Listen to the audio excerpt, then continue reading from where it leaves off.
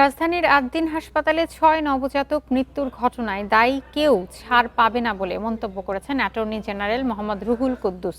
সকালে সচিবালয়ে সাংবাদিকদের কাছে এই মন্তব্য করেন তিনি। এ সময় অ্যাটর্নি জেনারেল বলেন, এতগুলো নবজাতকের এমন মৃত্যু নজিরবিহীন। দেশে এর আগে এমন ঘটনা ঘটেনি। বলেন, ওই ঘটনার তদন্ত কমিটিতে ডেপুটি অ্যাটর্নি জেনারেল আল ফয়সাল সিদ্দিকী অন্তর্ভুক্ত হয়েছেন। প্রকৃতপক্ষে কোনো ব্যক্তি বা প্রতিষ্ঠান দোষী চিহ্নিত হলে তারা যেন আইনি ফাঁক ফোকরের সুযোগে পার না পায়, সেজন্য আইনগত পরামর্শ দিতে ডেপুটি অ্যাটর্নি জেনারেল কাজ করবেন। স্বাস্থ্যমন্ত্রী আইনগত সহযোগিতা চেয়েছেন উল্লেখ করে অ্যাটর্নি জেনারেল বলেন, আইনগত দিকগুলো মন্ত্রী ও কমিটির সামনে উল্লেখ করা হয়েছে।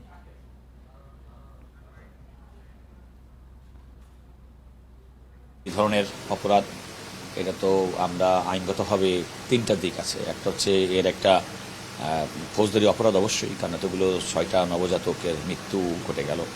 অথরিটির ব্যাপক নেগলিজেন্স আছে, সেক্ষেত্রে ডাক্তার, নার্স, হাসপাতাল কর্তৃপক্ষ তাদের লায়াবিলিটি কতটুকু, সেগুলো তদন্ত প্রতিবেদনের মাধ্যমে উঠে আসবে।